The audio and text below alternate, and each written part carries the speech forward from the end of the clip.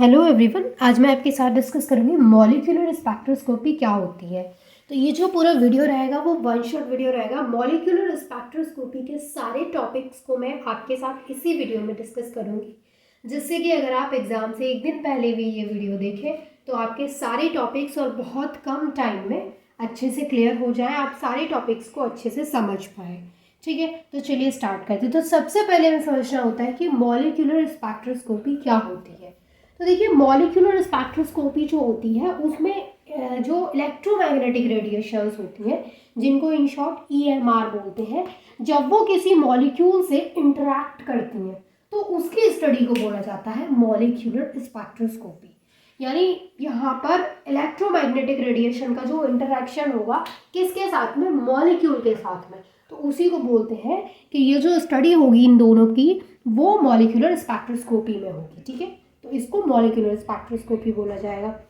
अब ये जो मॉलिक्यूलर स्पेक्ट्रोस्कोपी है उसका यूज़ क्यों किया जाता है, तो देखो, कोई भी मॉलिक्यूल है उसके स्ट्रक्चर का एनालाइज करना है, उसका जो स्ट्रक्चर है उसका एनालिसिस करना है, उसका जो कॉम्पोजिशन है उसके बारे में पता करना है, तो वहाँ पे यूज़ किया जाता है मॉलिक्यूलर स्पेक्ट्रोस्कोपी को। तो मॉलिक्यूलर स्पेक्ट्रोस्कोपी क्या होती है और किस लिए यूज़ की जाती है, ये चीज़ आपको ज़रूर पता होना चाहिए। ठीक है, और सबके बीच का डिफरेंस तो आपको आना ही चाहिए। जैसे आईआर क्या होती है, रामन स्पेक्ट्रोस्कोपी क्या होती है, सभी एक दूसरे से अलग होती है। अभी मॉलिक्यूलर स्पेक्ट्रोस्कोपी को अगर आपसे एक लाइन में डिफाइन करने के लिए पूछा जाएगा तो आप बता देंगे वहाँ पे कि इलेक्ट्रोमैग्नेटिक रेडिएशन का जब वो इंटरैक्ट करती हैं किसी मॉलिक्यूल के साथ तो उसकी स्टडी को बोलते हैं मॉलिक्यूलर स्पेक्ट्रोस्कोपी। ठीक है, अब बात ये आती है कि बताइए इलेक्ट्रोमैग्नेटिक रेडिएशंस क्या होती हैं। ये तो हमें पता है कि यहाँ पे इलेक्ट्रोमैग्नेटिक रेडिएशन और मॉलिक्यूल के बीच जो इंटरेक्शन हो रहा है उसको बोल रहे हैं मॉलिक्यूलर स्पेक्ट्रोस्कोपी, लेकिन ये भी तो पता होना चाहिए कि इलेक्ट्रोमैग्नेटिक रेडिएशंस क्या होती हैं। तो चलिए इलेक्ट्रोमैग्नेटिक रेडिएशंस क्या होती हैं ये समझते हैं। तो यहाँ पर हम समझते हैं कि इलेक्ट्रोमैग्नेटिक रेडिएशंस क्या होती हैं। ठीक, चलिए, इलेक्ट्रोमैग्नेटिक रेडिएशंस जो होती हैं इनको आप देखेंगे ईएमआर लिखा हुआ देखेंगे, इलेक्ट्रोमैग्नेटिक रेडिएशन, जिनको ऐसे भी देख लेते हैं आप ईएमआर। तो ये क्या है, इसका मतलब क्या है कि ये इलेक्ट्रोमैग्नेटिक रेडिएशन की बात हो रही है। अब देखिए, इलेक्ट्रोमैग्नेटिक रेडिएशन की जो बात हो रही है ये एक एनर्जी होती है। क्या होती है, ये जो रेडिएशन है ये एक एनर्जी है। अब ये एनर्जी आती कहाँ से है, तो इसके बहुत सारे सोर्स हो सकते हैं। ये जो एनर्जी एमिट हो रही है तो कोई ना कोई सोर्स तो होगा ना इसका। हाँ, तो बहुत सारे सोर्स हो सकते हैं, सनलाइट हो सकती है, तो इसके बहुत सारे सोर्सेज। जैसे हम इसके कुछ सोर्सेज की बात करें तो विजिबल लाइट है, यहाँ से भी क्या होती है, ईएमआर हमें मिलती है।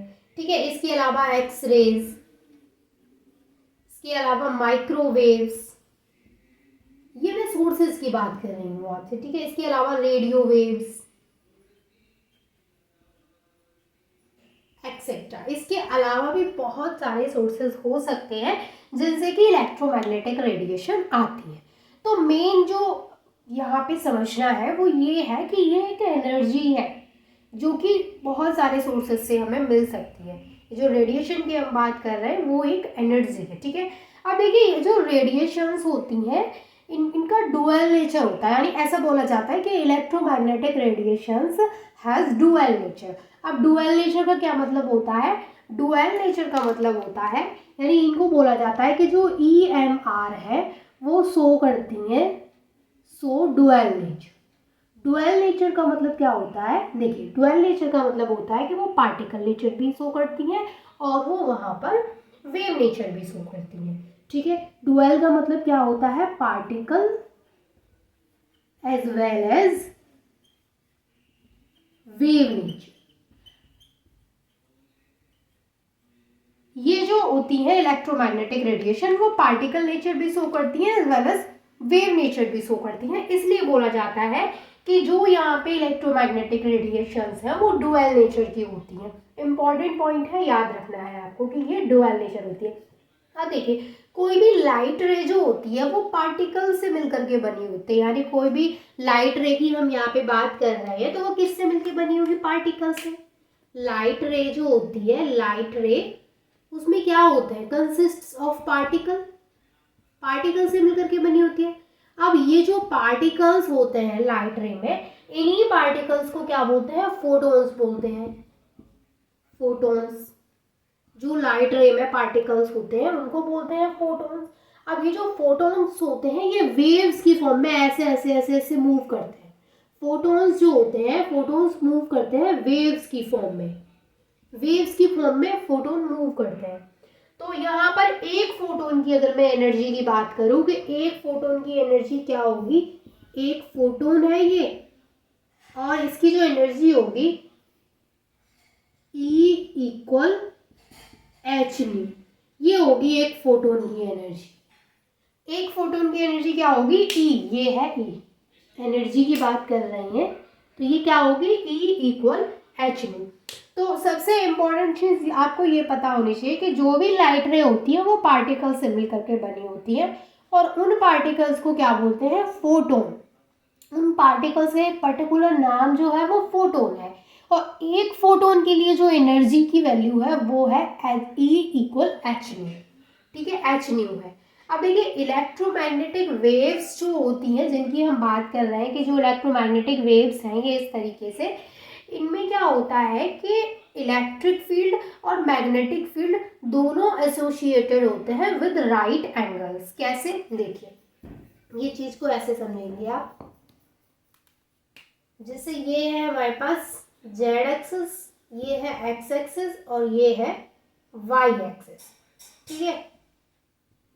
अब जो इलेक्ट्रोमैग्नेटिक रेडिएशन है हमारी, यानी जो वेव्स हैं वो इस तरीके से वेव्स हैं, ठीक है।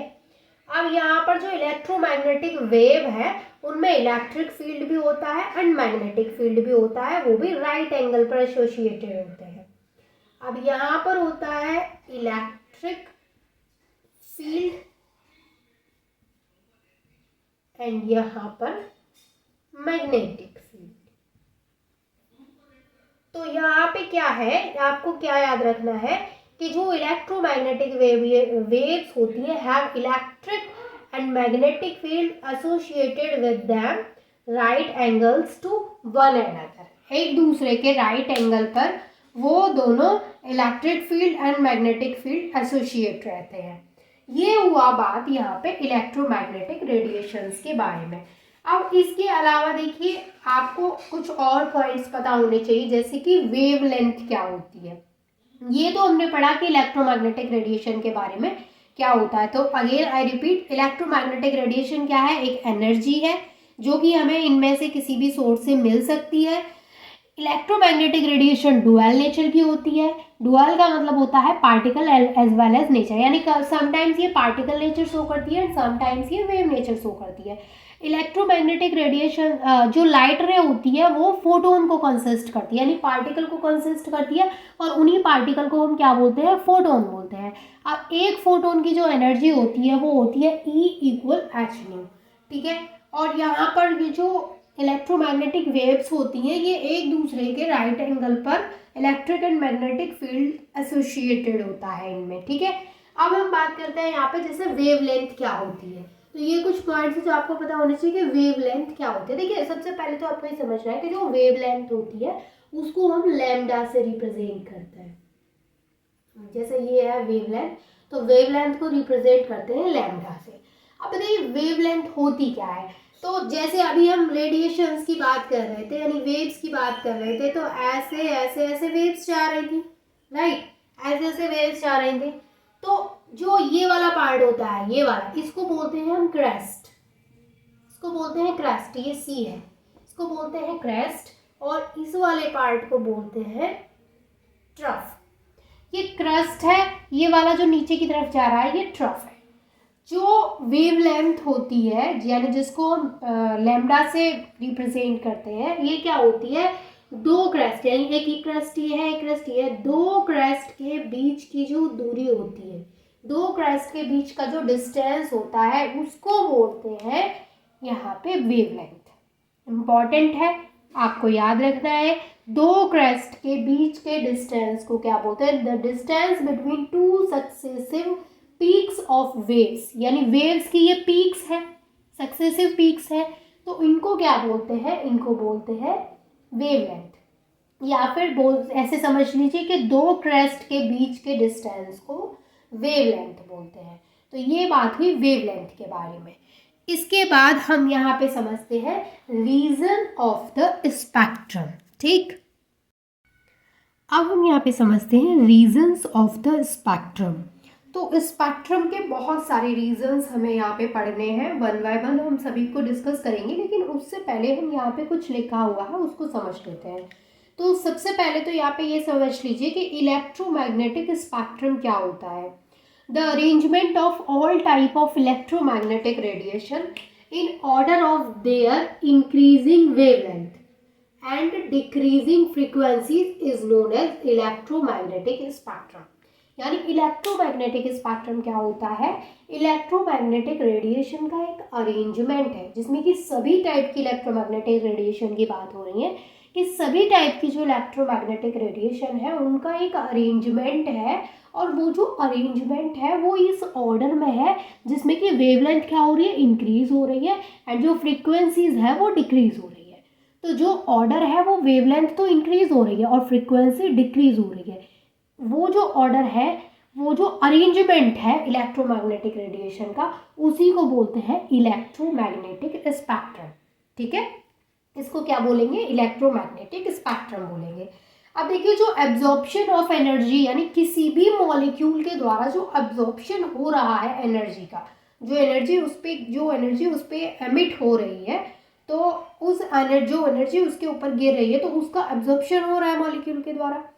तो जो मॉलिक्यूल जब उसको एब्जॉर्ब कर रहा है तो वो कई तरीके के ट्रांजिशंस वहाँ पे शो करता है, इलेक्ट्रॉनिक है, वाइब्रेशनल है, रोटेशनल लेवल्स है। तो ये सारे जो ट्रांजिशंस यहाँ पे शो कर रहा है, इन ट्रांजिशंस की अपनी एक डेफिनेट एनर्जी होती है। ठीक है, तो यहाँ पे बात की जा रही है कि जो मॉलिक्यूल है उसके ऊपर जो रेडिएशंस फॉल हो रही है, जो एनर्जी फॉल हो रही है, तो उसमें जब एब्जॉर्प्शन होता है एनर्जी का, वो किसी भी सोर्स से एमिट हो रही है, तो वो मैंने आपको बताया, बहुत सारे सोर्सेज मैंने आपको बताए थे कि इतने सारे सोर्सेज से जो एनर्जी है, जो रेडिएशंस है, वो एमिट हो सकती है। तो यहाँ पे बात हो रही है कि जो मॉलिक्यूल है जिसके ऊपर जो रेडिएशंस है, जो एनर्जी है, वो फॉल हो रही है, तो उसका रिजल्ट हमें बहुत सारे तरीके के ट्रांजिशन शो करता है। जैसे उसमें इलेक्ट्रॉनिक ट्रांजिशन हो सकता है, वाइब्रेशनल ट्रांजिशन हो सकता है, रोटेशनल हो सकता है। ठीक है, अब देखो, ये जो ट्रांजिशंस हो रहे हैं, इनमें हर एक ट्रांजिशन की अपनी एक डेफिनेट एनर्जी होती है, हर एक ट्रांजिशन की अपनी एक डेफिनेट एनर्जी होगी, जो कि अभी आप देखेंगे। तो ये जस्ट बात हुई यहाँ पे कि इलेक्ट्रोमैग्नेटिक स्पेक्ट्रम क्या होता है, और जब कोई मॉलिक्यूल एनर्जी को अब्जॉर्ब कर रहा है, यानी वहाँ पे जो भी एब्जॉर्प्शन हो रहा है, तो उससे क्या क्या ट्रांजिशन देखने को मिल सकता है। ठीक है, अब हम मेन बात करते हैं, यहाँ पे बहुत सारे रीजंस हमें यहाँ पे पढ़ने हैं। तो जिनमें पहला जो रीजन हमें पढ़ना है वो है रेडियो फ्रिक्वेंसी रीजन, यानी रीजन ऑफ द स्पेक्ट्रम में हमें कई सारे रीजंस पढ़ने हैं, जिनमें कि फर्स्ट जो पढ़ना है वो है रेडियो फ्रीक्वेंसी रीजन। फर्स्ट है यहाँ पे रेडियो फ्रीक्वेंसी रीजन। देखिए, रेडियो फ्रीक्वेंसी रीजन जो है, इसमें रेडियो वेव्स की बात होती है, यानी यहाँ पर जो रेडियो वेव्स होती हैं उनकी जो फ्रीक्वेंसी होती है वो इस रेंज में होती है। यहाँ पे सबसे पहले समझिए, रेडियो फ्रीक्वेंसी रीजन में किसकी बात होगी, रेडियो वेव्स की बात होगी, रेडियो वेव्स की। और रेडियो वेव्स की जो फ्रीक्वेंसी होती है, इस रीजन के लिए बात कर रहे हैं हम, वो 3 × 10⁻⁶ to 3 × 10⁸ हर्ट्ज की रेंज होती है, यानी इस रेंज में इनकी फ्रीक्वेंसी लाई करती है। अच्छा, इस रीजन के लिए जो वेवलेंथ होती है, वेवलेंथ की जो रेंज होती है वो क्या होती है, वेवलेंथ की जो रेंज होती है वो होती है 10⁻11 एंगस्ट्रॉम to 10⁸ एंगस्ट्रॉम, ये वेवलेंथ होता है। यहाँ ये जो रीजन होता है यानी ये जो एनर्जी होती है ये इंड्यूस न्यूक्लियर ट्रांजिशन के लिए सफिशिएंट होती है। तो ये जो एनर्जी है यानी this energy sufficient to induce nuclear transition. Nuclear transition को इंड्यूस न्यूक्लियर ट्रांजिशन के लिए सफिशिएंट होती है ये जो एनर्जी है। जो हम इसकी रेडियो फ्रिक्वेंसी रीजन की बात कर रहे हैं तो इसमें रेडियो वेव्स की बात हो रही है, ये चीज़ आपको याद रखनी है। अब देखो ये जो रीजन है ये कौन सी स्पेक्ट्रोस्कोपी से रिलेटेड होता है, तो ये रीजन रिलेटेड होता है न्यूक्लियर मैग्नेटिक रेजोनेंस से। न्यूक्लियर मैग्नेटिक रेजोनेंस यानी कि एनएमआर स्पेक्ट्रोस्कोपी, ये एनएमआर से ईएसआर से इलेक्ट्रॉन स्पिन रेजोनेंस से रिलेटेड होता है। तो यहाँ पर आपसे पूछा जा सकता है कि रेडियो फ्रिक्वेंसी रीजन जो है वो कौन सी स्पेक्ट्रोस्कोपी से रिलेटेड है। तो आपको याद रखना है कि ये कौन सी स्पेक्ट्रोस्कोपी से रिलेटेड है, the spectroscopy related to this region. तो कौन सी स्पेक्ट्रोस्कोपी होगी वो न्यूक्लियर मैग्नेटिक रेजोनेंस यानी एनएमआर होगा एक तो NMR and electron spin resonance ESR, इसको बोलते हैं ईएसआर शॉर्ट में। या आपसे एमसीक्यू दे दिया जाए और आपसे पूछा जाए उस पर आपसे पूछा जाए कि रेडियो फ्रिक्वेंसी जो रीजन है वो कौन सी स्पेक्ट्रोस्कोपी से रिलेटेड है, तो आपको वहाँ पे बहुत सारे ऑप्शन दे दिए जाएंगे तो आपको पता होगा कि वो इनसे रिलेटेड है, तो आप इजीली वहाँ पे बता पाए। ठीक है, तो ये बात हुई यहाँ पे रेडियो फ्रिक्वेंसी रीजन की। इसके बाद जो सेकंड आता है वो आता है microwave reason.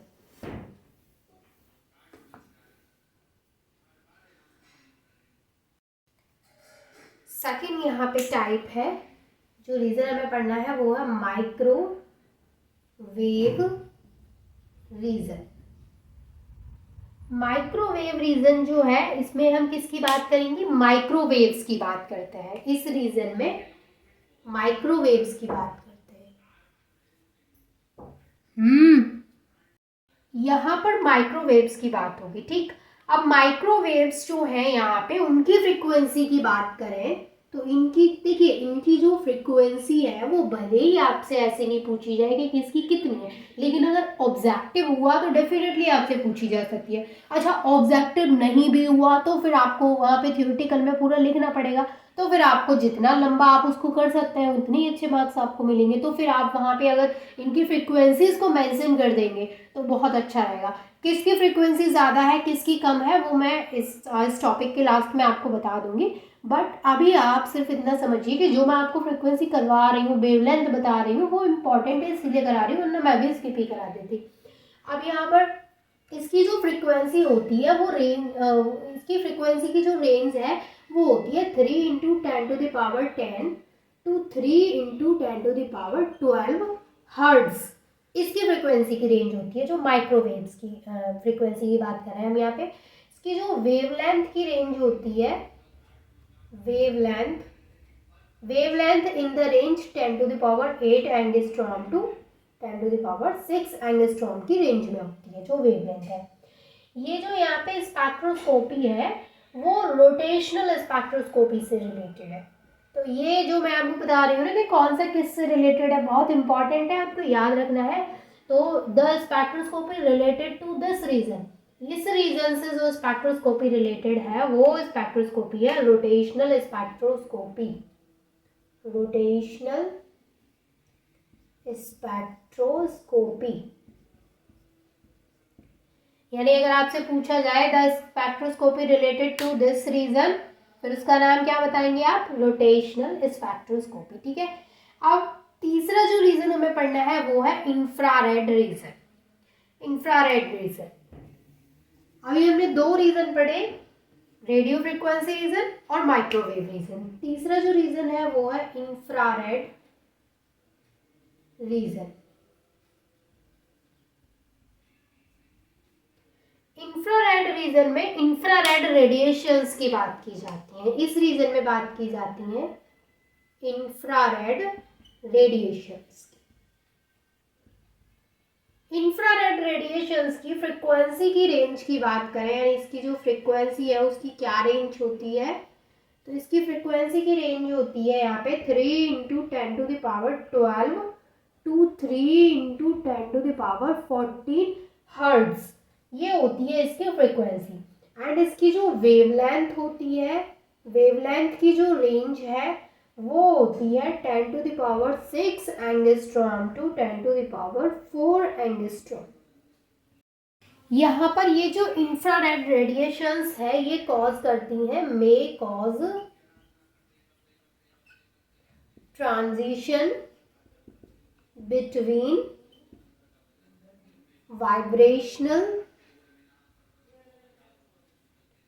vibrational energy level associated with transition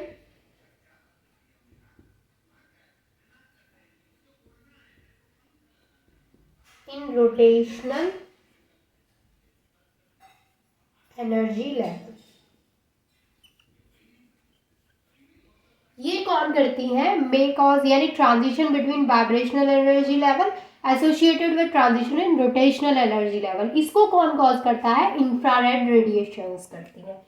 अच्छा, इंफ्रारेड रेडिएशन से कौन सी स्पेक्ट्रोस्कोपी रिलेटेड है, the spectroscopy related to this region, इस रीजन से जो इंफ्रारेड रीजन जो है इससे रिलेटेड जो स्पेक्ट्रोस्कोपी होती है उसको बोला जाता है vibrational rotational spectroscopy. Vibrational rotational spectroscopy related to this reason। इस रीजन से जो रिलेटेड स्पेक्ट्रोस्कोपी है उसको बोलते हैं वाइब्रेशनल रोटेशनल स्पेक्ट्रोस्कोपी। इसके बाद जो फोर्थ रीजन हमें यहाँ पे पढ़ना है वो है visible and ultraviolet region. Visible and ultraviolet reason,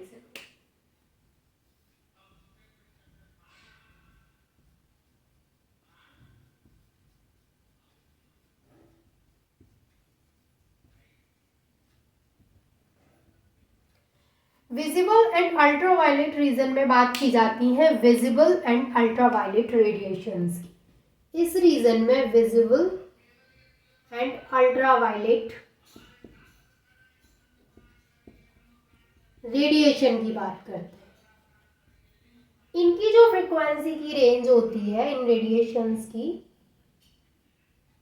frequency की रेंज होती है इनकी 3 × 10⁻14 टू 3 × 10⁻16 हर्ट्ज।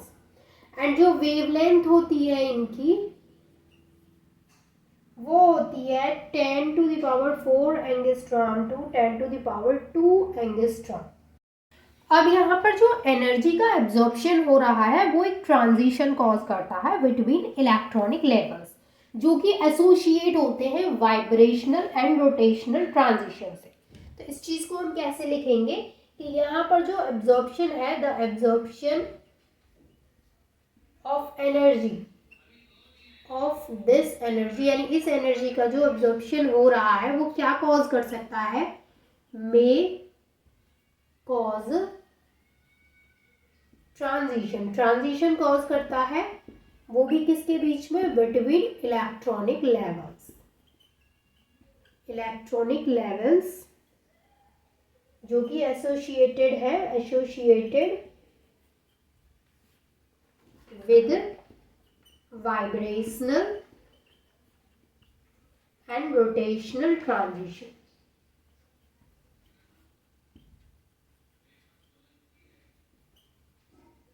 ठीक है।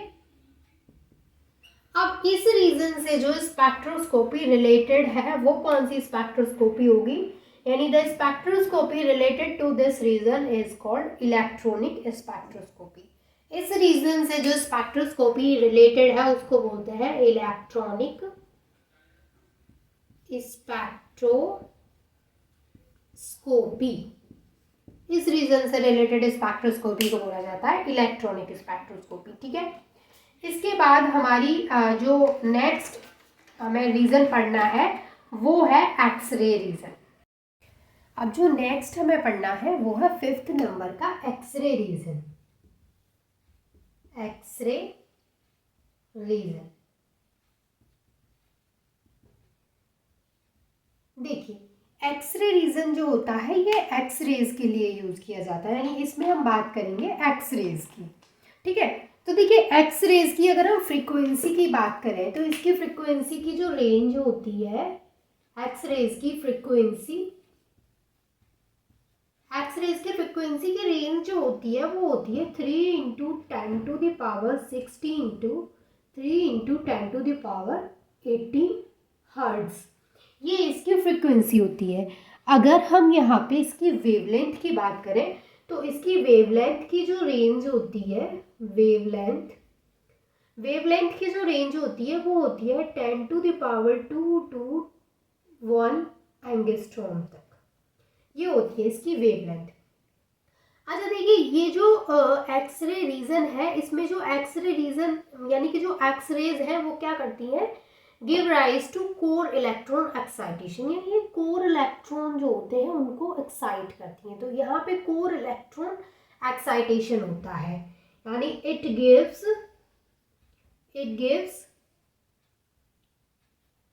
Gives rise to core electron excitation. पता है ये चीजें जो होती है ना ये इंपॉर्टेंट होती हैं। अगर मैं आपको यहाँ पे 3 पॉइंट लिखवा रही हूँ एक्सरे रीजन के बारे में, तो वो तीनों ही इंपॉर्टेंट मैं आपको नोट करवा रही हूँ। तो अगर आपका थ्योरी पेपर है तो आपको उसमें तो पूरा लिखना ही है, लेकिन अगर थ्योरी पेपर नहीं है ना, तभी भी हर एक पॉइंट आपके ऑब्जेक्टिव के पॉइंट ऑफ व्यू से भी इम्पॉर्टेंट है। आपसे पूछा जा सकता है कि जो एक्सरेज है वो क्या कराती है, आपको 4 ऑप्शन दे दिए, उनमें से एक ऑप्शन है कोर इलेक्ट्रॉन एक्साइटेशन, तो आपको क्या टिक करना है वो आपको कब पता चलेगा, जब आपने उसका थ्योरी पढ़ा होगा। ठीक है, अब देखिए ये जो एक्सरे रीजन होता है ये कौन सी स्पेक्ट्रोस्कोपी से रिलेटेड है। The spectroscopy related to this region is called photo electron spectroscopy. इसको बोलते हैं photo electron spectroscopy, electron spectroscopy. इसको इन शॉर्ट बोलते हैं PES, शॉर्ट में इसको क्या बोलते हैं बच्चों, PES। अच्छा, इसके अलावा ये क्या करती है, एक्सरे फोटो इलेक्ट्रॉन स्पेक्ट्रोस्कोपी, इसको XPS भी बोलते हैं। यानी एक तो फोटो इलेक्ट्रॉन स्पेक्ट्रोस्कोपी यहाँ पे इस रीजन से रिलेटेड है, और दूसरी स्पेक्ट्रोस्कोपी जो इस रीजन से रिलेटेड है वो है एक्सरे रीजन, नहीं एक्सरे फोटो इलेक्ट्रॉन स्पेक्ट्रोस्कोपी, इसको शॉर्ट में बोलते हैं XPS। यानी कि इस रीजन से रिलेटेड स्पेक्ट्रोस्कोपी की बात करें तो एक तो है फोटो इलेक्ट्रॉन स्पेक्ट्रोस्कोपी जिसको PES बोलते हैं, एंड जो सेकंड है वो है एक्सरे फोटो इलेक्ट्रॉन स्पेक्ट्रोस्कोपी जिसको XPS बोलते हैं। ठीक है, तो ये बात हुई एक्सरे रीजन की। अब जो इसका लास्ट रीजन रह गया है वो है गामा रे रीजन। तो अब हम बात करेंगे गामा रे रीजन के बारे में, जो कि 6th पॉइंट है इसका, गामा रे रीजन।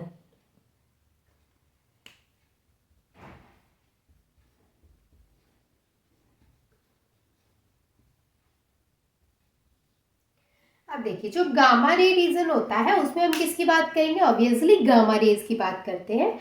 और अगर गामा रेज की फ्रीक्वेंसी की बात करें तो इसकी जो फ्रीक्वेंसी होती है वो सबसे ज़्यादा होती है, मैक्सिमम फ्रीक्वेंसी होती है गामा रेज की। तो इसमें हम बात करते हैं गामा रेज की, एंड गामा रेज की जो फ्रीक्वेंसी की रेंज है वो कितनी है, पहले मैंने आपको एक चीज़ बता दी कि सबसे ज़्यादा फ्रीक्वेंसी होती है इसकी 3 × 10⁻18 to 3 × 10⁻20 hertz.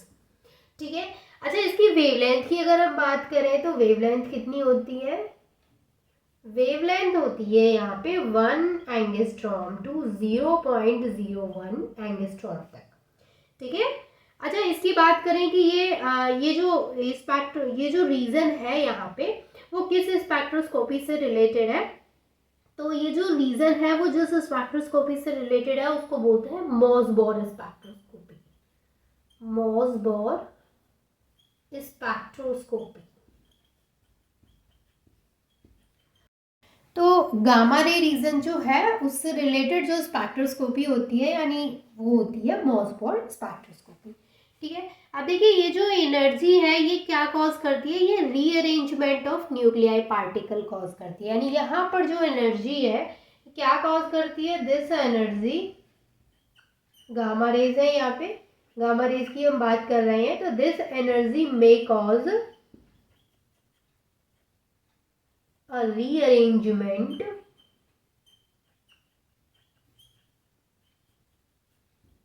of nuclei particles, nuclear particles।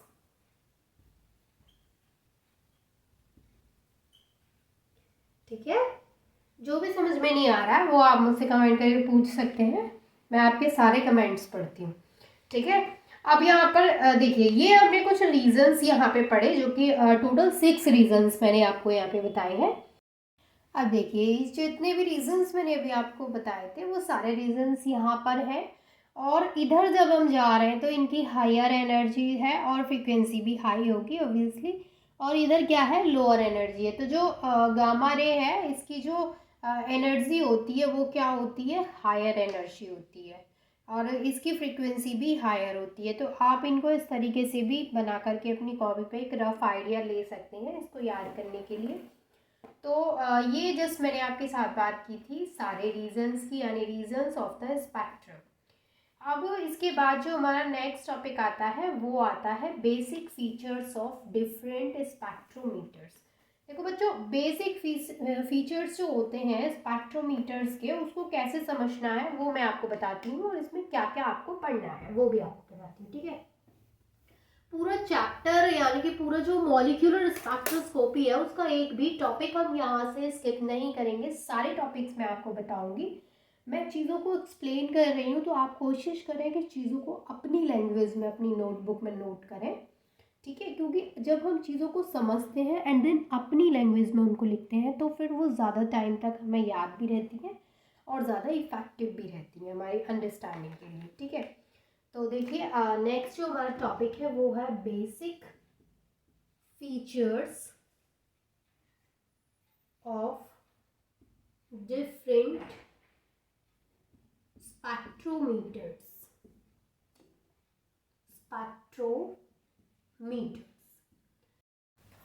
तो यहाँ पर बेसिक फीचर्स ऑफ स्पेक्ट्रोमीटर में हमें सबसे पहले समझना होता है कि स्पेक्ट्रोमीटर क्या होता है। तो देखिए स्पेक्ट्रोमीटर जो है वो एक इंस्ट्रूमेंट है, और उस इंस्ट्रूमेंट से क्या किया जाता है, which are used to study absorption और emission of EMR। EMR means क्या होता है, electromagnetic radiations as a function of wavelength. यहाँ पे आएगा as a function of wavelength, और उसी को क्या बोलते हैं बच्चों, स्पेक्ट्रोमीटर बोलते हैं। यानी स्पेक्ट्रोमीटर में क्या होता है कि स्पेक्ट्रोमीटर एक इंस्ट्रूमेंट होता है जिसको कि इलेक्ट्रोमैग्नेटिक रेडिएशन जो है उनका जो अब्जॉर्प्शन हो रहा है, जो इमिशन हो रहा है उसको as a function of wavelength study किया जाता है, उसी को बोलते हैं स्पेक्ट्रोमीटर। ठीक है, अब ये जो स्पेक्ट्रोमीटर होता है ना इसमें कई सारे कंपोनेंट्स होते हैं, कई सारे इसके फीचर्स होते हैं, तो वो क्या होते हैं और कैसे काम करते हैं वो समझ लेते हैं। तो सबसे पहले कि जो स्पेक्ट्रोमीटर है उसके कंपोनेंट अगर मैं आपको बताऊं तो इसमें क्या क्या कंपोनेंट इन्वॉल्व होते हैं। स्पेक्ट्रोमीटर के कंपोनेंट की हम बात कर रहे हैं, कंपोनेंट ऑफ स्पेक्ट्रोमीटर। तो इसमें जो फर्स्ट जो कंपोनेंट होता है वो होता है लाइट सोर्स, जहां से लाइट आ रही है। सेकंड जो होता है वो होता है मोनोक्रोमैटर, मोनोक्रोमैटर प्रिज्म, जो कि आपने कई दफा सुना होगा मोनोक्रोमैटर प्रिज्म के नाम से। ठीक है, थर्ड जो आता है इसमें वो आता है सैंपल कंटेनर, जिसमें कि सैंपल को रखा जाता है टेस्ट करने के लिए जो सैंपल रखते हैं। एंड फोर्थ जो यहाँ पे आता है वो आता है डिटेक्टर, जिससे कि डिटेक्ट किया जाता है। क्योंकि हम इंस्ट्रूमेंट की बात करें तो सारी चीजें वही देखने को मिलेंगी। एंड लास्ट आता है रिकॉर्डर, जिसमें कि एक ग्राफ के जैसा जो भी उसमें आया है, जो भी उसका रिजल्ट है, जो भी इंफॉर्मेशन है, उसको रिकॉर्ड किया जाता है। ओके, तो कंपोनेंट्स ऑफ स्पेक्ट्रोमीटर में हमें 5 चीज़ें पढ़नी होती हैं। 5 जो कंपोनेंट्स हैं वो मैंने आपको यहाँ पे नोट करा दिए हैं। 1 बाय 1 में सारे कंपोनेंट्स को आपके साथ डिस्कस करूँगी, सभी के यूजेस को हम यहाँ पे डिस्कस करेंगे। ठीक है, तो आप इसको नोट कर लीजिए। अब मैं आपको बताती हूँ कि जो इसके कंपोनेंट्स हैं या फिर जो बेसिक फीचर्स हैं डिफरेंट डिफरेंट स्पेक्ट्रोमीटर्स के, वो क्या है और कैसे वर्क करते हैं। तो सबसे पहले आपको समझना है कि एक लाइट का सोर्स है, ये है सोर्स ऑफ लाइट, जिससे कि क्या आ रही है भाई, लाइट आ रही है। ये क्या है बच्चों, सोर्स ऑफ लाइट। ये है सोर्स ऑफ लाइट जहां से कि लाइट आ रही है। अब ये जो लाइट है उसको यहां से आ रही है और ये है कोलीमीटर। ये क्या है, कोलीमीटर। तो ये लाइट यहां से कोलीमीटर से गुजर रही है। कोलीमीटर, ये लाइट किससे गुजर रही है, एक कोलीमीटर से पास हो रही है। अब जो कोलीमीटर से रेडिएशंस आएंगी वो आएंगी मोनोक्रोमैटर प्रिज्म पर। ये हो गया यहाँ पे मोनोक्रोमैटर प्रिज्म। अब यहाँ से इस तरीके से रेडिएशंस मोनोक्रोमैटर प्रिज्म पे आएंगी। तो ये मोनोक्रोमैटर प्रिज्म क्या करेगा कि यहाँ से जो रेडिएशंस आ रही हैं उनको सेपरेट करेगा उनके कंपोनेंट वेवलेंथ में, यानी यहाँ से ये उनके कंपोनेंट वेवलेंथ में उनको सेपरेट कर देगा। कौन है ये, कौन है भैया, ये क्या नाम है इसका, मोनोक्रोमैटर प्रिज्म। अब ये जो मोनोक्रोमैटर प्रिज्म है वो क्या काम कर रहा है कि जो भी रेडिएशंस आ रही हैं उनको सेपरेट कर रहा है उनके कंपोनेंट वेवलेंथ में, एंड वो इनको भेज रहा है वेवलेंथ सेलेक्टर पर। यहाँ पे आ गया वेवलेंथ सेलेक्टर। वेवलेंथ सेलेक्टर जैसे कि नाम से ही पता चल रहा है सेलेक्टर है, तो ये क्या करता है, एक पर्टिकुलर वेवलेंथ को सेलेक्ट करेगा। पर्टिकुलर वेवलेंथ वाली जो रेडिएशन है उसको सिलेक्ट करेगा। तो यहाँ से एक पर्टिकुलर रेडिएशन जाएगी, किसके पास में जाएगी, सैंपल सॉल्यूशन के पास में। ये यहाँ पे आएगा सैंपल सॉल्यूशन, सैंपल सॉल्यूशन या फिर सैंपल कंटेनर बोल लीजिए। ठीक है, ये आएगा सैंपल कंटेनर के पास में। तो ये जो यहाँ पे रेडिएशन आएगी इसको बोलेंगे हम यहाँ पे आई डॉट, यानी इंटेंसिटी ऑफ इंसिडेंट रेडिएशन। ठीक है, अब ये इस सैंपल कंटेनर से यहाँ से पार होकर के जो लाइट है वो जाएगी डिटेक्टर के पास। तो यहाँ पे जो इंटेंसिटी होगी वो होगी आई टी, यानी इंटेंसिटी ऑफ ट्रांसमिटेड लाइट।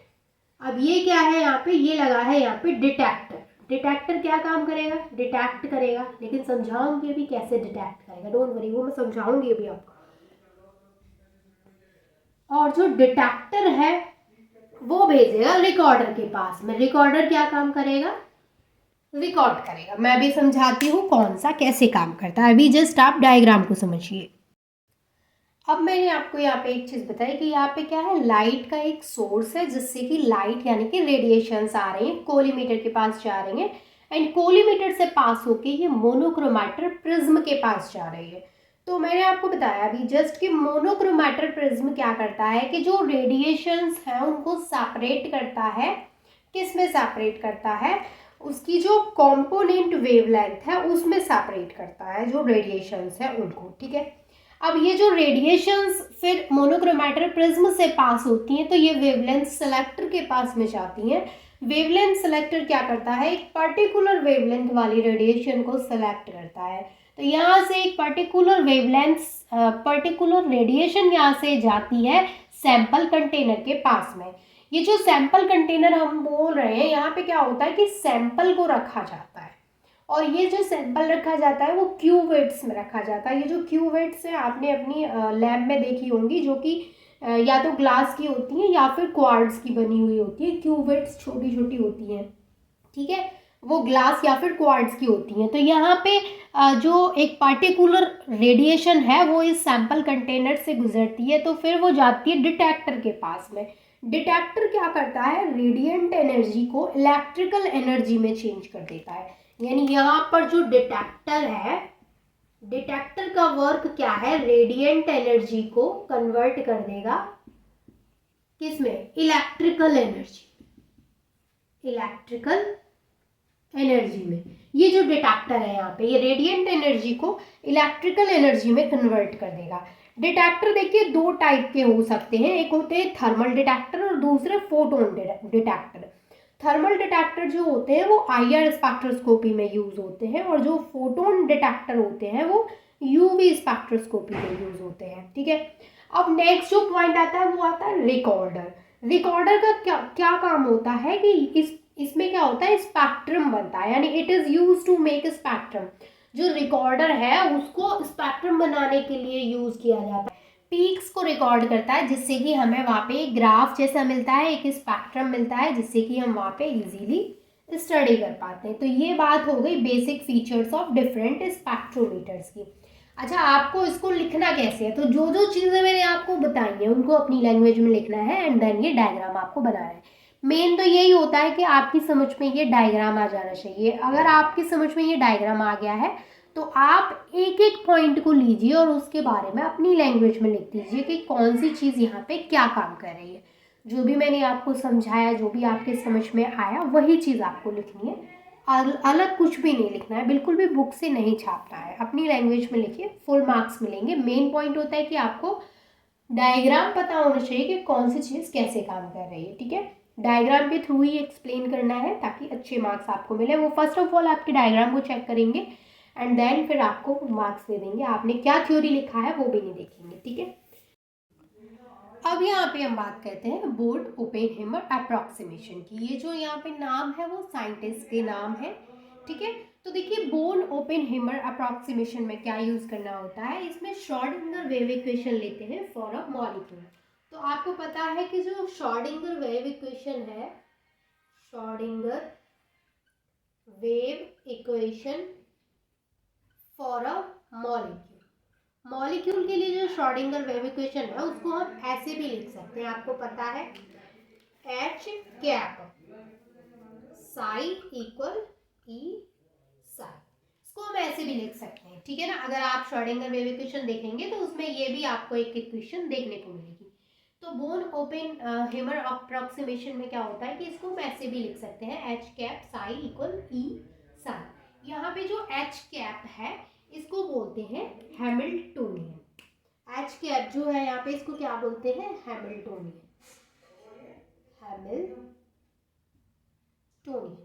यहाँ पे जो साई है वो क्या है, वेवलेंथ है।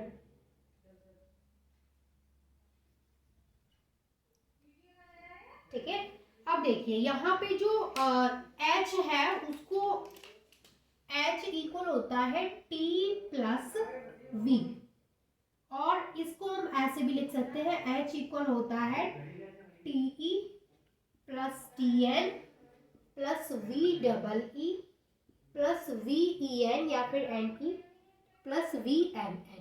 मुझे पता है कि आपको अभी तक कुछ भी समझ में नहीं आया है और आएगा भी नहीं। मैं होती तो मेरे को भी नहीं आता, क्यों पता नहीं मैंने क्या लिख दिया, ये कुछ समझ में नहीं आ रहा। अब मैं आपको डिटेल में एक एक चीज़ का नाम बताती हूँ तो आपकी समझ में चीज़ें आने लगेंगी। तो अच्छा देखिए, जो यहाँ पे TE है, TE का मतलब क्या है, यहाँ पे काइनेटिक एनर्जी है। काइनेटिक एनर्जी टर्म है ऑल इलेक्ट्रॉन्स के लिए, यानी जो TE है यहाँ पे वो क्या है, kinetic energy term for all electrons, सभी इलेक्ट्रॉन्स के लिए काइनेटिक एनर्जी टर्म जो है उसको बोलते हैं TE। अच्छा बताइए TN क्या है फिर, TN है यहाँ पे kinetic energy term for of, लिखिए ऑफ ऑल न्यूक्लियाई, यानी सभी न्यूक्लियाई के लिए ये क्या है, काइनेटिक एनर्जी टर्म है TN। TN है ये। इसके बाद VEE क्या है यहाँ पे, VEE है यहाँ पे potential energy term due two electron electron repulsion. Potential energy term due two electron electron repulsion. Electron electron repulsion जो होता है उसका जो यहाँ पे पोटेंशियल एनर्जी टर्म है वो है VEE, ठीक है। VEN या फिर VNE, ये क्या है यहाँ पे, ये है potential energy term due to nucleus electron attraction. Potential energy term due to nucleus electron attraction, यानी न्यूक्लियस और इलेक्ट्रॉन के बीच में जो अट्रैक्शन हो रहा है उसका पोटेंशियल एनर्जी टर्म है, उसकी वजह से, ठीक है। तो अब यहाँ पे जो लास्ट रह गया है वो है VNN। VNN जो है यहाँ पे वो क्या है, potential energy term due to nucleus repulsion, यानी यहाँ पर ये पोटेंशियल एनर्जी टर्म है ड्यू टू न्यूक्लियस रिपल्शन की वजह से।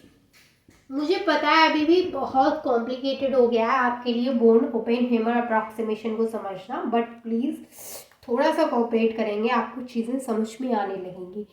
आप इतना जो मैंने आपको समझाया है इसको ऐसे ही मत समझिए, क्योंकि अभी मैं इसको यहाँ से इरेज कर दूंगी एंड देन आगे का आपको समझाऊंगी। आप जो मैंने आपको यहाँ पे समझाया इसको अभी एक पेज पे नोट कर लो, देन मैं आगे का जब आपको बताती जाऊंगी तो आपको पीछे की सारी चीज़ें क्लियर होती जाएंगी और आपको पेपर में भी सिर्फ उसी तरीके से लिखना है जैसे कि मैं आपको यहाँ पे लिखवा रही हूँ।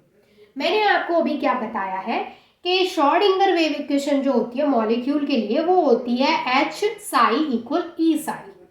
H जो है यहाँ पे, यानी जो हैमिल्टोनियन ऑपरेटर यानी हैमिल्टोनियन जो है यहाँ पे, उसको हम लिख सकते हैं T + V, और ये इक्वल होता है, उसको हम लिख क्या सकते हैं, वो इक्वल होता है T + V के, और इक्वल होता है TETN VEE + VEN + VNN के। ये हो गई इक्वेशन फर्स्ट। अब इसके बाद क्या करते हैं, आप इतना नोट करिए, देन मैं आपको आगे का बताती हूँ। अब आगे आपको क्या समझना है, मैं इसको यहाँ से हटा देती हूँ क्योंकि मेरे पास एक्चुअल में उतनी स्पेस नहीं है, बोर्ड बहुत छोटा है ये, जिसकी वजह से मुझे चीज़ें तुरंत ही इरेज करनी पड़ती है। लेकिन आपको मैंने इसीलिए बोला आप एक पेज पे इसको नोट कर लें, जिससे कि आपको क्या हो कि चीज़ों को समझने में थोड़ा आसान हो। अब जो चीज़ें मैंने आपको बताई थी, अब देखिए यहाँ पर मैं आपको बताती हूँ कि जो हम साई की बात कर रहे थे, अभी जो मैं साई आपको बोल रही थी वो ये टोटल साई है, ये टोटल वेव लेंथ है, टोटल साई नहीं है, टोटल वेव फंक्शन है, सॉरी वेव लेंथ नहीं है, ये वेव लेंथ होती है लैम्डा, ये होती है वेव लेंथ। बच्चों मैंने जो बोला वो वेव लेंथ नहीं है, ये वेव फंक्शन, तो टोटल वेव फंक्शन है यहाँ पे साई। तो साई जो वेव फंक्शन है वो पूरे श्रोडिंगर में जो वो मॉलिक्यूल है उसका वेव फंक्शन है। तो जो साई है वो इक्वल है साई ई के एंड साई एन के। साई ई क्या है बच्चों यहाँ पे, ये है electronic wave function, electronic wave function. और जो यहाँ पे साई एन है वो क्या होगा, वो होगा nuclear wave function, nuclear wave function. तो अब मैंने आपको एक चीज बोली कि जो साई है वो psi E and psi N के इक्वल है, यानी साई ये है साई टोटल और ये है हमारा psi E and psi N, जो कि इस टोटल को बना रहा है, जो टोटल वेव फंक्शन है उसको ये दोनों मिलकर के टोटल बना रहे हैं। तो उसी तरीके से जो हमारा हैमिल्टोनियन है, जो H है वो भी क्या होता है HE और होता है HN। अब यहाँ पे जो HE है उसका मतलब क्या है, उसका मतलब सेम वही है जो यहाँ पे है, ये इलेक्ट्रॉन के लिए और ये न्यूक्लियस के लिए, न्यूक्लियर है, ठीक है। अब ये न्यूक्लियस के लिए, इलेक्ट्रॉन के लिए यहाँ पे। अब देखिए यहाँ पे जो H कैप HE कैप है, जो ये E कैप है, इसकी वैल्यू है TE + VEE + VNE। अब बच्चों आपको कुछ याद आ रहा होगा, अभी जस्ट मैंने आपको एक चीज़ लिखवाई थी, पूरे H की जो वैल्यू थी वो मैंने आपको लिखवाई थी, लेकिन अब मैं ये जो H है यहाँ पे वो क्या है, ये टोटल हैमिल्टोनियन है, लेकिन ये क्या है, ये इन दोनों से मिलके ये टोटल बना है। तो अब हम इन दोनों की अलग अलग यहाँ पर देख रहे हैं, तो ये टर्म अलग अलग यूज हो रहे हैं। जैसे इसके लिए ये दोनों वैल्यू हो गई और इसके लिए ये तीनों वैल्यू हो गई, जबकि इसके लिए हम बात कर रहे थे तो ये पांचों वैल्यू इसकी थी। बट जब इसको 2 पार्ट्स में इस तरीके से डिवाइड कर दिया गया, यानी मतलब डिवाइड तो नहीं बोलेंगे इसको हम क्या बोलेंगे, ये दोनों मिलके इसको पूरा कंप्लीट बना रहे हैं। तो ये टोटल है और ये अलग अलग है वैल्यू, तो जब इनकी अलग अलग देखेंगे तो ये वैल्यूज आएंगी। ठीक है, अब यहाँ पर देखिए, यहाँ पर ना इसको हम ऐसे लिख सकते हैं, ये जो इतना सब कुछ हमारे पास है, अभी हमारे पास एक इक्वेशन थी, क्या थी, अभी जो हमारे पास इक्वेशन थी वो थी H psi equal E Sai. ये इक्वेशन थी जो मैंने फर्स्ट इक्वेशन आपको लिखवाई थी, श्रोडिंगर वेव इक्वेशन है ये, जो मॉलिक्यूल के लिए है, ये लिखवाई थी। अब हम यहाँ से क्या करते हैं, E वाली वैल्यूज को निकाल लेते हैं, ये वाली E की वैल्यूज, और यहाँ से इस तरीके से निकालेंगे, यानी जो टोटल साई है उसको हटा रहे हैं अब हम, H E की वैल्यू यानी ये वाली हैमिल्टोनियन की वैल्यू ले रहे हैं। दूसरा साई का भी हम ये वाला ई वाला लेंगे, तो यहाँ पे हो गया साई ई, साई की जगह पे साई ई की जगह पे ई और साई की जगह पे साई ई। इस तरीके से हमने इसको लिख दिया। यहाँ पर जो ई है, ये वाला जो है, इसको बोलते हैं पोटेंशियल एनर्जी सरफेस, यानी इसको पोटेंशियल एनर्जी सरफेस बोलते हैं। ये क्या है, ये एक इलेक्ट्रॉनिक एनर्जी है। Electronic energy is a function of position of both the nuclei. ठीक है, लेकिन इसको बोलते क्या है, इसको बोलते हैं पोटेंशियल एनर्जी सरफेस। अब यहाँ पर मैंने आपको इसको ऐसे नोट करवा दिया। अब देखिए, जो हैमिल्टोनियन है for the nuclear Schrodinger equation, अब जो न्यूक्लियर श्रोडिंगर इक्वेशन के लिए हैमिल्टोनियन लिखेंगे हम, वो कैसे लिखेंगे, हैमिल्टोनियन लिखेंगे हम, Hamiltonian for nuclear Schrodinger equation, यानी हम यहाँ पे क्या करेंगे, हैमिल्टोनियन लिखेंगे न्यूक्लियर श्रोडिंगर इक्वेशन के लिए। तो वो हम लिखेंगे यहाँ पे H कैप N, क्योंकि हम न्यूक्लियर की बात कर रहे हैं, तो N E और यहाँ लिखेंगे psi equal E Sai N। ये जो यहाँ पे E है, ये क्या है, ये है यहाँ पे टोटल एनर्जी ऑफ मॉलिक्यूल। अभी मैंने आपको एक चीज यहाँ पे क्या बताई थी कि जो E है कंप्लीट, देखो जो साई है वो टोटल है, जो H कैप है वो टोटल है, जो E है वो टोटल एनर्जी है। लेकिन अगर हम लिख रहे हैं HE साई N, इसका मतलब एक पर्टिकुलर चीज की बात हो रही है। जैसे साई E, इसका मतलब इलेक्ट्रॉनिक वेव फंक्शन की बात हो रही है, लेकिन साई की बात हो रही है तो उसमें इलेक्ट्रॉनिक एंड न्यूक्लियर दोनों आ रहे हैं। ठीक है, बट अगर साई N की बात हो रही है दैट मीन्स कि सिर्फ एक पर्टिकुलर न्यूक्लियर वेव फंक्शन की बात हो रही है। ठीक है, तो ये चीज़ आपको क्लियर हुई। यहाँ पे मैंने आपको क्या बताया कि ये जो वैल्यू निकल के आई है, जो हैमिल्टोनियन जो है न्यूक्लियर श्रोडिंगर वेव इक्वेशन के लिए, वो क्या है, H cap N plus E psi equal E Sai N। अब जो नेक्स्ट है वो क्या है, अब जो लास्ट स्टेप है इस इक्वेशन का, वो क्या समझना है आपको कि according to Born Oppenheimer approximation, इसके अकॉर्डिंग जो टोटल एनर्जी होती है वो क्या होती है, sum of translational energy, rotational energy, vibrational energy and electronic energy का सम होती है। मतलब क्या, अभी समझाती हूँ। यानी बोर्न ओपेनहेमर अप्रॉक्सीमेशन के अकॉर्डिंग क्या होती है कि जो टोटल एनर्जी होती है, टोटल एनर्जी वो सम होती है, किसका सम होती है, sum of translational energy, translational energy plus vibrational energy plus rotational energy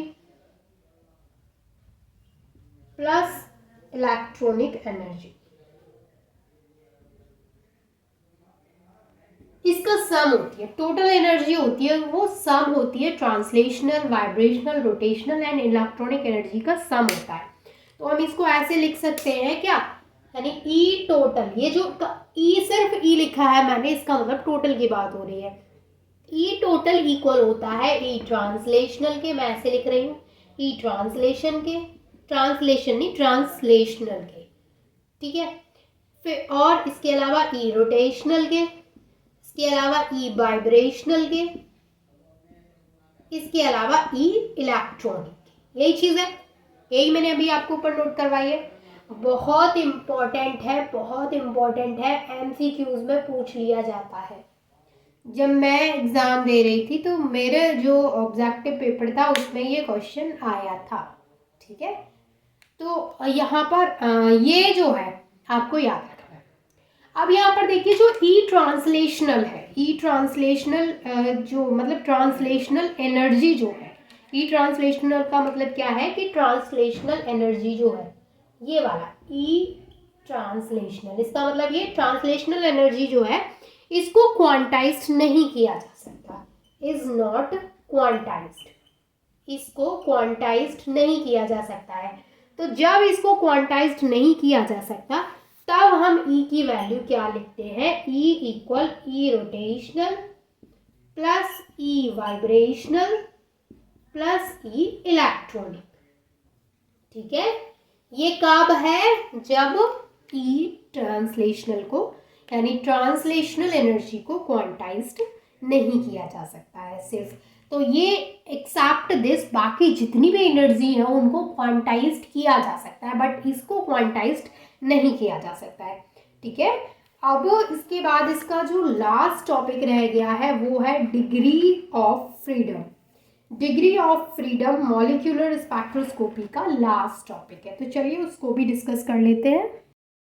अब यहाँ पे हम समझते हैं डिग्री ऑफ फ्रीडम को। तो देखिए डिग्री ऑफ फ्रीडम जो होता है उसको डिफाइन करें तो ऐसे बोल सकते हैं कि कोई भी मॉलिक्यूल है वो मोशन कर रहा है तो उसको डिस्क्राइब किया जाता है डिग्री ऑफ फ्रीडम के टर्म में। तो ये उसकी डेफिनेशन है जिसको आप नोट कर लेंगे डिग्री ऑफ फ्रीडम में, ठीक है। तो मेनली जो आपको समझना रहता है वो यही है कि degree of freedom that means कि वहाँ पे जो बात हो रही है, जो मॉलिक्यूल है वो जो मोशन कर रहा है उसको डिस्क्राइब किया जा रहा है डिग्री ऑफ फ्रीडम के टर्म में। अब देखिए जो मोशन होता है मॉलिक्यूल में वो तीन तरीके से मोशन करता है। कैसे कि कोई भी मॉलिक्यूल है, ये हमारे पास कोई मॉलिक्यूल है और उसको जब हम हीट कर रहे हैं, मॉलिक्यूल को जब हम हीट करते हैं तो वो तीन तरीके के मोशन शो करेगा। पहला मोशन जो होगा वो होगा translational, translational motion. Second type का जो मोशन होता है वो होता है rotational motion, rotational motion. And third type का जो होता है वो होता है वाइब्रेशनल मोशन, वाइब्रेशनल मोशन, ठीक है। तो कोई भी मॉलिक्यूल है जब हम उसको हीट करते हैं वो तीन तरीके के मोशन शो करेगा, या तो वो ट्रांसलेशनल मोशन शो करेगा, या फिर वो वाइब्रेशनल मोशन शो करेगा, या फिर वो रोटेशनल मोशन शो करेगा। अब यहाँ पर जो total number of degrees of freedom होता है किसी भी मॉलिक्यूल के अंदर वो 3n के इक्वल होता है। क्या होता है, अभी जस्ट वेट मैं आपको लिखवाती हूँ कि जो total number of degree of freedom होता है, total number of degree of freedom जो होता है, डिग्री ऑफ फ्रीडम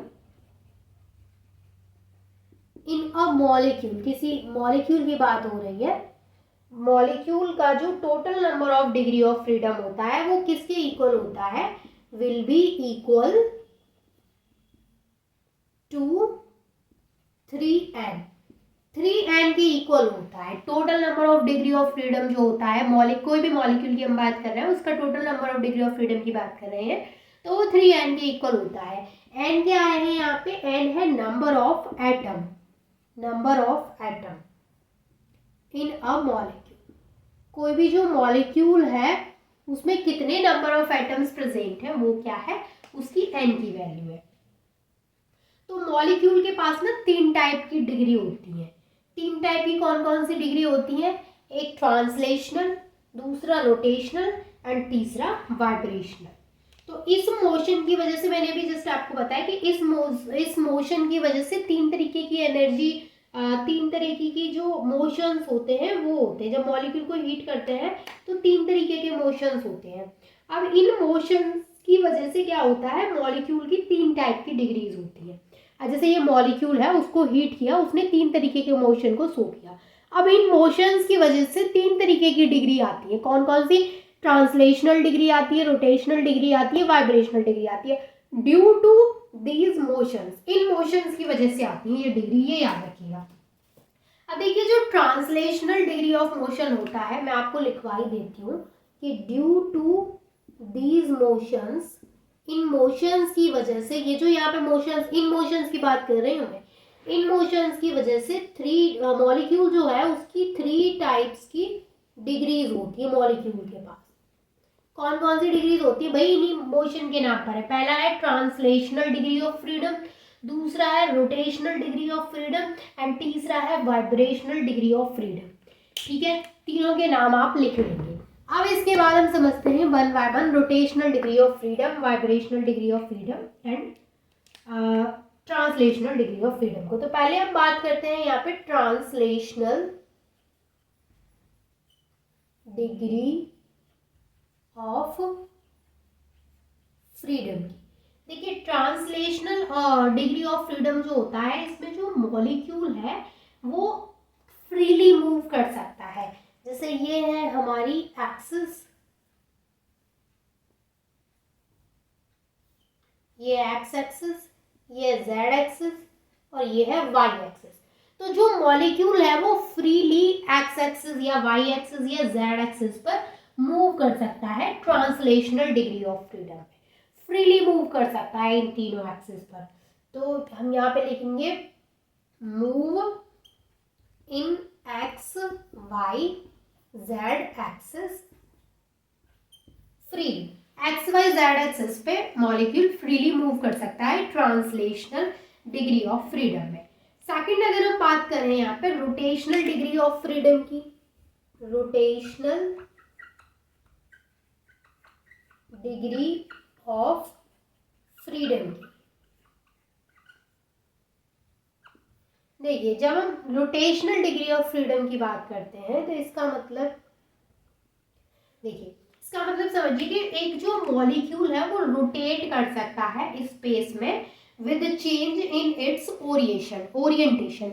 मतलब वो अपनी ओरिएंटेशन में चेंज ला करके जो मॉलिक्यूल है वो रोटेट कर सकता है स्पेस में। और ये जो है यहाँ पे ये रिप्रेजेंट किया जाता है उसके रोटेशनल डिग्री ऑफ फ्रीडम से। यानी रोटेशनल डिग्री ऑफ फ्रीडम में क्या है कि कोई भी मॉलिक्यूल है, इसमें क्या है कि कोई भी मॉलिक्यूल है वो रोटेट कर सकता है with change in its orientation, अपनी ओरिएंटेशन में चेंज इन इट्स ओरिएंटेशन को अपनी को चेंज करके वो क्या कर सकता है? रोटेट कर सकता है रोटेशनल डिग्री ऑफ फ्रीडम में। थर्ड जो है वो है vibrational degree of freedom. Vibrational degree of freedom में क्या होता है? वाइब्रेशनल डिग्री ऑफ, मेरा राइटिंग तो बहुत गंदा है। वाइब्रेशनल डिग्री ऑफ फ्रीडम में क्या करता है वो? देखिए वाइब्रेशनल डिग्री ऑफ फ्रीडम में क्या होता है कि एक मॉलिक्यूल है वो वाइब्रेट कर सकता है। अभी देखो वाइब्रेट करेगा तो वो ऐसे करेगा कि एक मॉलिक्यूल ये है, एक मॉलिक्यूल ये है, ये मॉलिक्यूल इस तरीके से जुड़े हैं, यानी इस तरीके से यहाँ पे ये मॉलिक्यूल है हमारा, एक एटम ये है, एक एटम ये है। तो इसके बीच में ये जो है इसको आप स्प्रिंग समझ लीजिए। स्प्रिंग क्यों समझ लीजिए कि देखिए जब ये वाइब्रेट करेगा तो ऐसा हो सकता है कि दोनों जो मॉलिक्यूल है वो दूर दूर चले जाए, या फिर ये वाइब्रेट करे तो एक पॉसिबिलिटी ये भी है कि ये दोनों मॉलिक्यूल पास पास आ जाए, यानी दूर भी जा सकते हैं और पास भी आ सकते हैं, क्योंकि हम इसको एक स्प्रिंग समझ रहे हैं। तो स्प्रिंग को जब हम ऐसे खींचेंगे तो वो दूर जाएगी तो वो पास भी आएगी। तो दोनों पॉसिबिलिटीज है।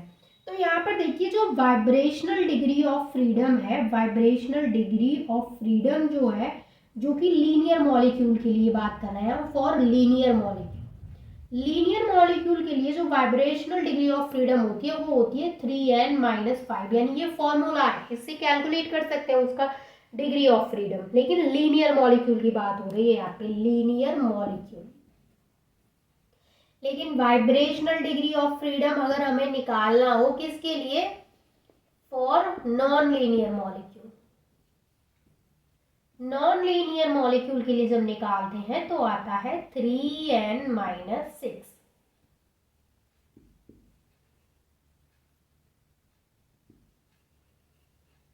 3n-6 किसके लिए आएगा, नॉन लीनियर मॉलिक्यूल के लिए आएगा, और लीनियर मॉलिक्यूल के लिए क्या आएगा, 3n-5 आएगा।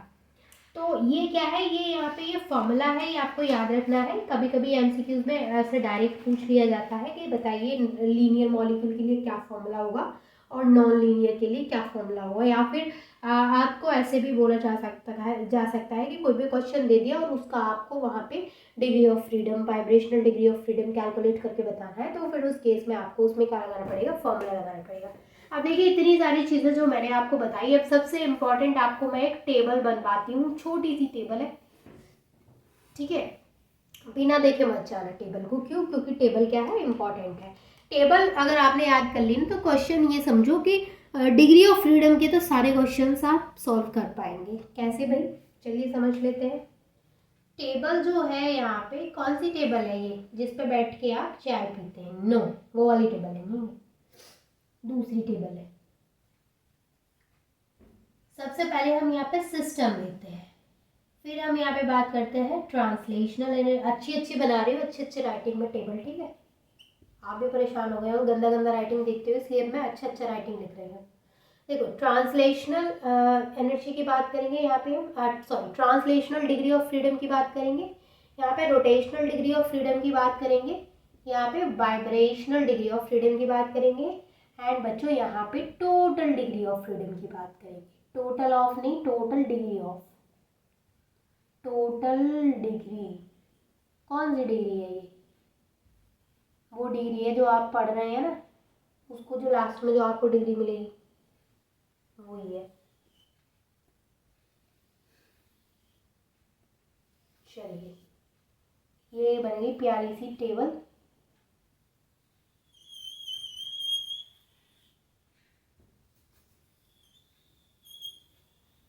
ये देखो कितनी सुंदर टेबल बनाई है।